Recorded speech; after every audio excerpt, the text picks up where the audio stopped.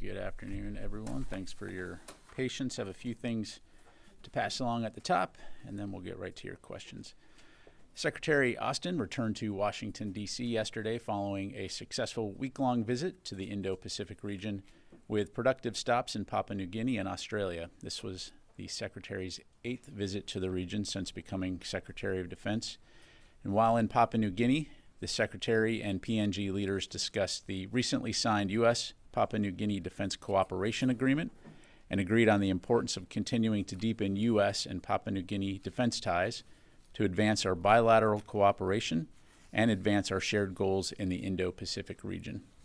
During his visit to Australia, the Secretary had the chance to meet with Australian leaders and participate in the 33rd Australia-U.S. Ministerial Consultations, or AUSMAN. And I'm proud to say that the unbreakable alliance between the United States and Australia has never been stronger. Coming out of the AUSMAN discussions, our two nations committed to advance several key lines of shared effort to include enhanced force posture cooperation, capability development and defense industrial base cooperation, and regional security integration. We have posted a fact sheet on the specific outcomes of the AUSMAN on the DoD website, and we look forward to hosting the next AUSMAN in 2024. While in Australia as well, Secretary also visited some of the nearly 30,000 troops from 13 nations participating in Talisman Sabre 23, which is a biennial exercise designed to advance a free and open Indo-Pacific by strengthening partnerships and interoperability among key allies. He greatly appreciated the opportunity to speak to some of our soldiers, sailors, airmen, Marines, Guardians, and DoD civilians who were supporting the exercise, as well as troops representing international allies and partners. Staying in the Indo-Pacific region on July 31 in the wake of Typhoon Ige, U.S. Marines and the 3rd Marine Aircraft Wing joined their Philippine counterparts to deliver nearly 12,000 pounds of food and water provided by the government of the Philippines to a remote Philippine island in need. U.S. Marines are providing relief and life-saving capabilities to remote regions at the request of the Armed Forces of the Philippines in response to the destructive typhoon. Our regular cooperation and communication with our Philippine allies, including through military exercises and access under the Enhanced Defense Cooperation Agreement, enabled U.S. forces to respond quickly to this disaster and request for assistance. For more updates on the response, I encourage you to contact Marine Corps Public Affairs. And finally, tomorrow, Secretary Austin will participate in a fireside chat here in the Pentagon to discuss a forthcoming History Channel documentary about the 761st Tank Battalion. Known as the Black Panthers, the 761st was the first black tank unit to serve in combat during World War II. The discussion will explore the battles of the 761st, both in the war overseas against Nazi Germany, as well as the battle back home in the United States against racism, segregation, and inequality. The fireside chat will feature Secretary Austin and Morgan Freeman, who is the executive producer of the documentary, and will be followed by a panel discussion with several people who worked on the film, as well as the U.S. Army historian. The fireside chat and panel discussion will both be live-streamed on defense.gov. And with that, I'd be happy to take your questions. We'll go to Lita Baldor, AP. Thanks, Pat. On Niger, can you say whether or not there are any efforts right now for the U.S. to either evacuate its forces or to use the troops there to help in any way any of the ongoing evacuations by other nations, including France? And secondly, can you say whether or not U.S. forces are continuing to do counterterror missions, or has all of that been stopped? Yep, thanks very much. So in terms of evacuation operations from Niger, I'm not aware at this time of any U.S. forces participating in that. Obviously, we're a planning organization. We're always going to plan for various contingencies, but we continue to keep a close eye on the situation there. All indications right now that there's no imminent threat against any U.S. personnel or American citizens. But again, we continue to encourage American citizens who are in the country to stay in close contact with our embassy there. As far as security cooperation, those efforts right now are suspended in light of the situation, but certainly we maintain close contact with our Niger military counterparts in the country as the situation continues to unfold. So at this point, none of the U.S. forces have been pulled out at all, right? They're all Correct. still there. They're all still there. Correct. Okay, let's go to the next question. Janie. Thank you very much. I have two questions. First question, there's a reported by the Financial Times that Ukraine has acquired and used the North Korean rockets. Do you have anything on that? And I've seen the press reports, Janie. I don't have anything. I'd have to refer you to the Ukrainians. And how are U.S. concerned about arms trading between North Korea and Russia? Are you concerned about it? How concerned are we about it? I mean, as you know, Russia maintains a relationship with North Korea. Certainly, we've seen in the past Russia looking to try to obtain munitions from countries like North Korea. I don't have any updates to provide beyond what we've said previously on this topic. But again, it highlights the dire straits that Russia finds itself in when it comes to resupplying and refreshing its munitions capabilities. Korean Defense Minister recently delivered a message to the United States that the key is when and who will start a nuclear war first. How will the United States respond to North Korea's possibility of preemptive nuclear use? Yeah, again, I appreciate the question, Janie, but I'm not going to get into hypotheticals. But thank you for asking. Idris. On the issue of Senator Tuberville and abortion, just a couple of questions. Firstly, do you know how many female service members have taken advantage of the DoD policy on abortion? Yeah, I don't. Thanks, Idris. I don't have those numbers in front of me. Could we get that, you think? We'll take a look and see what we can provide. And secondly, when did Secretary Austin last speak with Senator Tuberville? I believe the last phone call he had, I have to get back to the exact date, but it was prior to the Indo-Pacific trip, which I think we highlighted publicly. And then the last question, is the Secretary open to compromise with Senator Tuberville on the issue to get the hold released for so many service members? So, I don't want to get into the legislative process other than to say that we have a very clear policy that is in support of our service members. And at issue here is equitable health care for all of our service members, no matter where they're stationed. And that's, frankly, something that we have always supported and will continue to support. Thank you. Will? Has the Pentagon been in contact with Niger's military and leadership since they seized power? And if so, can you read out anything on what those discussions entailed?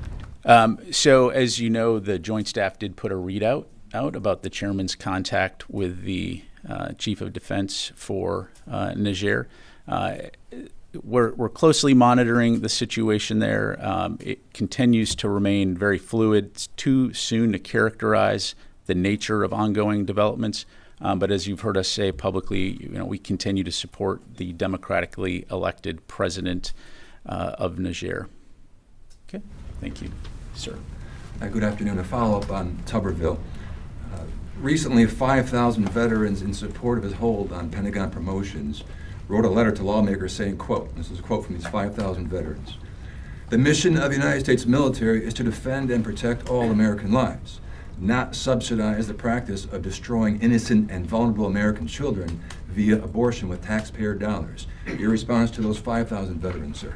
Yeah, so the mission of the United States military is to fight and win our wars. 100% agree on that. It's also our responsibility to ensure that our service members have access to health care no matter which state you're stationed in. And in this case, we're talking about reproductive health care, whether it's in vitro or if it's an abortion. But again, service members don't have the right to choose which state they get deployed to or stationed in. And so this policy is intended to ensure that there's equitable treatment of all service members. Follow-up. Critics contend that this is a violation of the Hyde Amendment. The Pentagon's response? Yeah, that's patently false. It is not a violation of the Hyde Amendment. As you know, the DOJ did an opinion, which they've posted to their website on this, saying that this policy is legal. And again, the DOD does not have an abortion policy. We are not paying for abortions. We are ensuring that our service members have equitable treatment to reproductive health care. Let me go to the next question. Chris.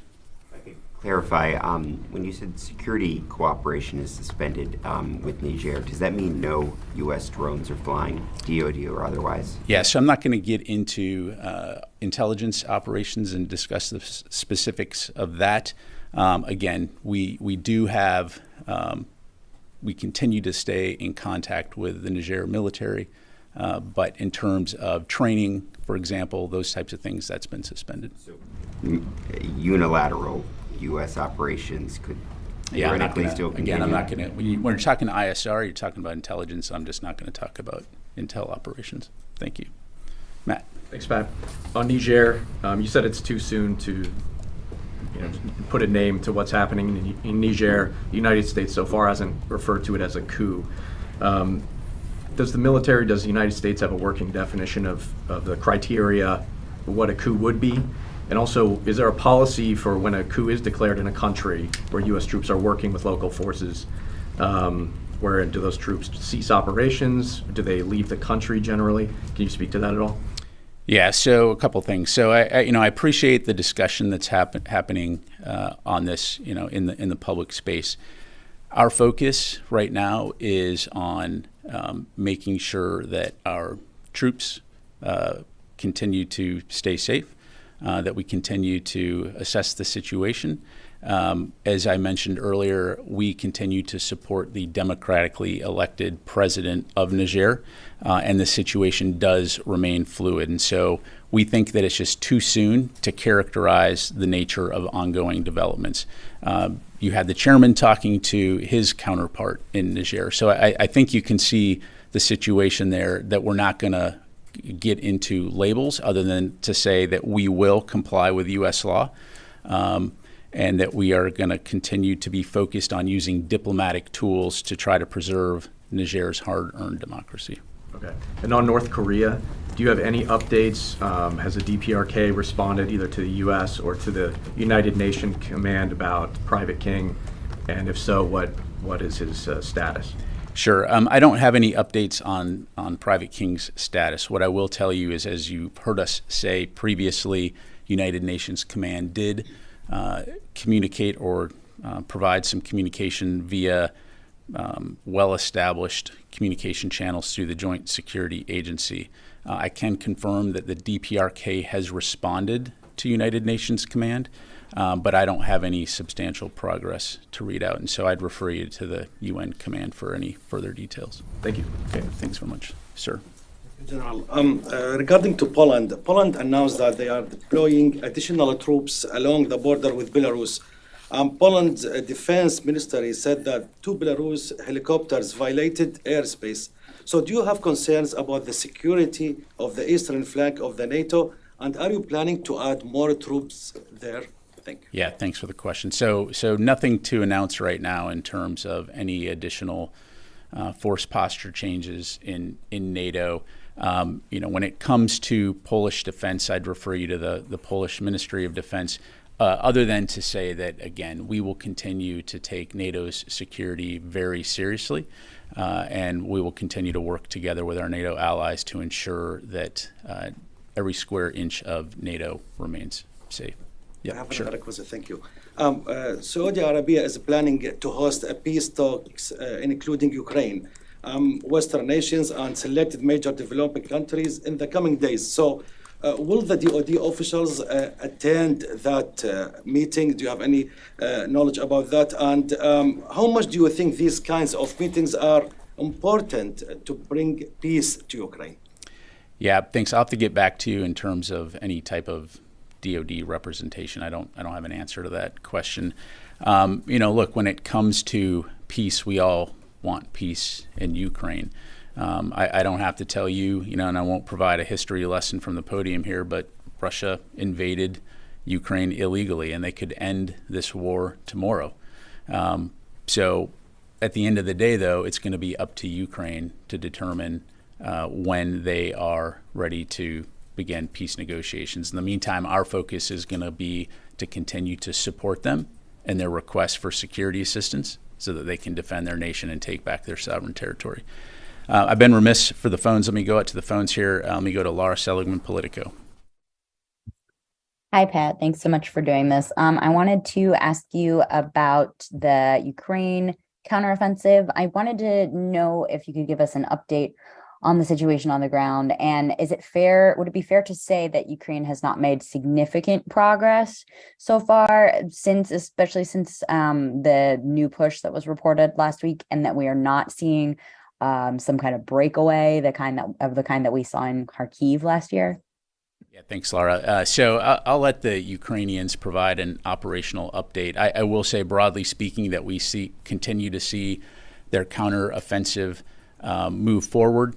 It has and will continue to be a tough fight for them. And so, again, our focus is going to be on communicating with them, communicating with our allies and partners to ensure that as they have needs on the battlefield, that we're able to support them.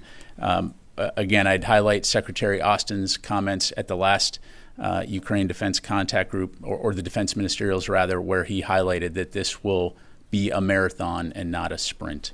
But again, we're going to continue to support Ukraine for as long as it takes. Okay. Hey, Dan. On Ukraine, can you tell us, is it the DoD's estimate that the bulk of the combat power that Ukraine has not been introduced yet in its counteroffensive?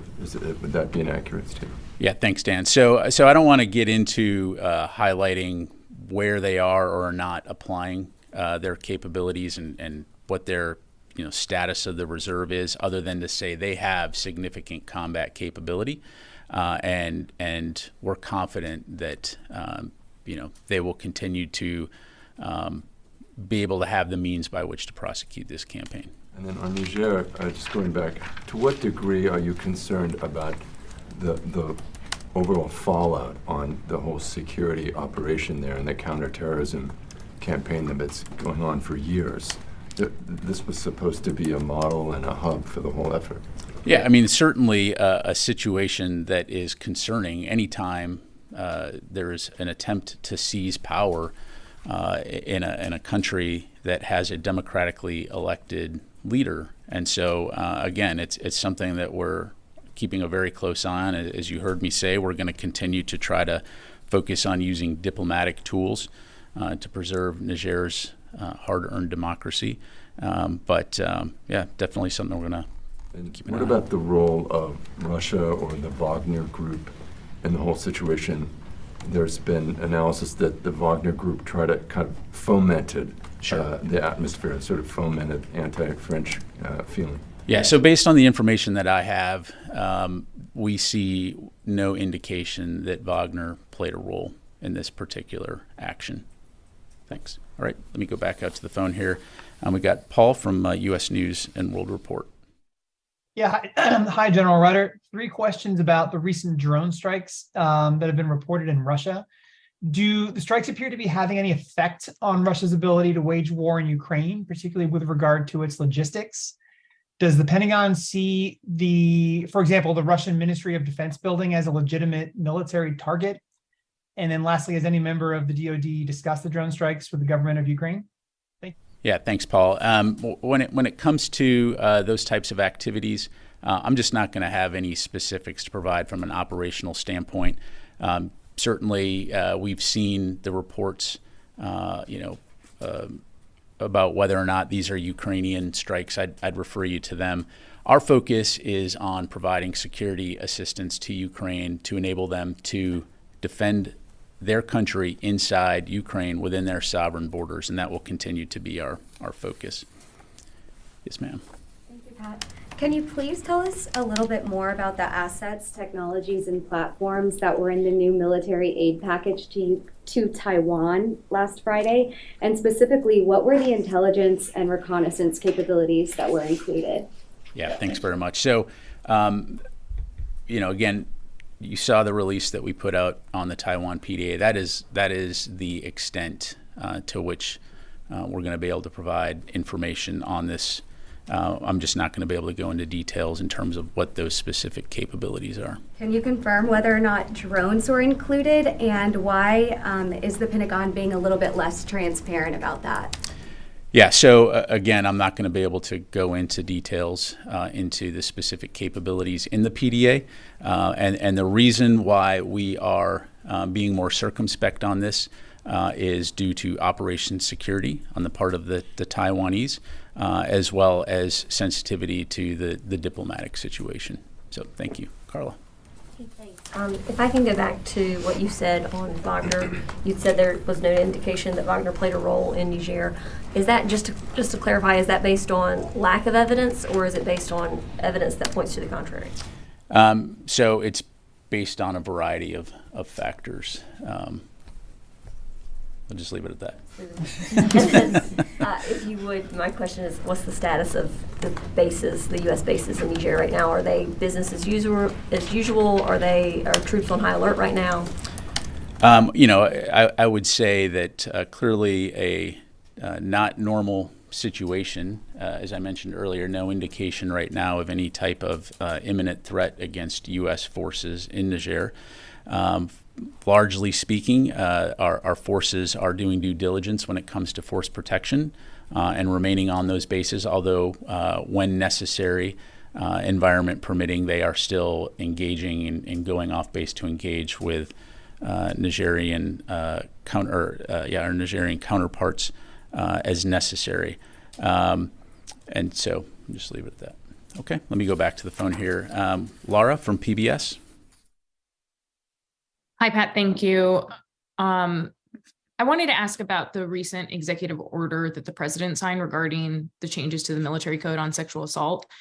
It was just published in the Federal Register, and the annexes state that a commander still has the authority to direct the release of a confinee, that any commander of a confinee can do that.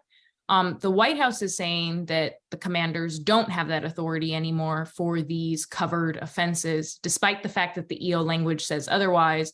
So since the JSC and other DoD advisors helped craft this EO, can you explain that disconnect? And then I have one quick second question. Yeah, thanks, Laura. So I want to make sure we get you a accurate answer. And so I will take that question and come back to you. Okay. And thank you. And then on the second part, are there enough lawyers spread out throughout DoD bases where they can have these special trial counsels throughout? So, again, let me take a look at that and come back to you. I'm confident, however, that we are going to do what's necessary to ensure that our service members have the representation that they need to address this challenge. And so we are going to, when it comes to the executive order and the Office of Special Trial Counsels, we're going to carry out these justice reforms with the urgency and with the care that it deserves. So thank you, Laura. Okay, time for a few more. Yes, ma'am. Hi, Pat. I wanted to follow back up on Senator Tuberville's hold. We heard a lot about the trickle down, some of the colonels becoming generals and sort of the fallout. But now you have the Marine Corps for a couple of weeks, an empty spot at the helm, filling in like a dual-hatted acting. General McConville is the next one Friday, followed by the CNO. Could you sort of give us a picture of what this means for day-to-day operations inside the Pentagon? Sure. So again, kind of going back to your colleague's earlier comment, our focus is on fighting and winning our nation's wars. Right now, we have approximately 300 general officer, flag officers, and policy officials being held up in terms of their ability to have their nominations go through the Senate. And that impacts our ability to conduct our mission in the sense of it introduces uncertainty into the chain of command at a time when we need to be focused on our mission, which is, again, defending this nation. We're going to get the job done because that's what we do. But as you see more and more of these holds increase, it's going to start to impact not only the folks that were intended to fleet up into those positions, but the folks behind them and their family members in terms of, are you going to be moving this summer? Are you going to be able to enroll your children into school? And so in the midst of trying to do the things that we need to do as a U.S. military, this just adds another element of uncertainty and friction into the system that's not helpful. Are you able to paint any color of what it does at the very top, you know, when the Joint Chiefs meet and you don't have those confirmed appointments weighing in? Yeah, I mean, again, at the most macro level, in any senior leader position, oftentimes there are policies that require, for example, authorities that can only be held by certain individuals, certain positions, certain ranks. And so as we move forward, that becomes harder. And again, I don't have any specific ones to hand to you, pass along right now. But I know from my own experiences in the past, when we've not been able to have an officer serve in an authorized rank, a lot of times that work has to get passed further up the chain of command, which starts to over time create an administrative burden, but also puts friction on the unit because as they're trying to do their business, they can't get quick permission to do things. They have to send it up the chain. And so obviously the higher up the chain it goes, the more friction it introduces. Mike? Has the Secretary reached out to the Senate Democrats to ask them to vote on the most critical spots at all? Because, it's possible, for Commandant of the Marine Corps, Chief of Naval Operations, that sort of thing. Has he reached out at all to see if that's kind of a stopgap measure? Yeah, so I don't have anything to read out for you, Mike, other than to say that the Secretary and the department, specifically our Legislative Affairs Department, does continue to actively engage with the Hill to express our concern. So thank you. Time for a few more.